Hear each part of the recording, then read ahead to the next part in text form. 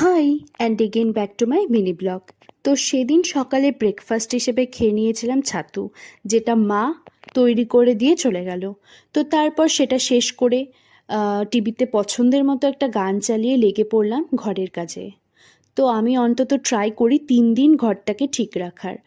তো প্রপার যত্ন না নিলে কোনো কিছুই ঠিক থাকে না, তাই তো? তো তারপরে একটা শ্যুট করে স্নান সেরে বসে পড়লাম লাঞ্চে। আর লাঞ্চে ছিল মায়ের হাতের তৈরি মুড়িঘণ্ট, যেটা আমার খুব প্রিয়। তো তারপরে খেয়ে নিয়েছিলাম টক দই, সাথে কিছু ফল। দেন একটা ভাত ঘুম দিয়ে সন্ধেবেলা বেরিয়ে পড়লাম একটা ক্যাফের উদ্দেশ্যে। তো আমি একাই জানি, আমার সাথে বান্ধবীরাও গিয়েছিল।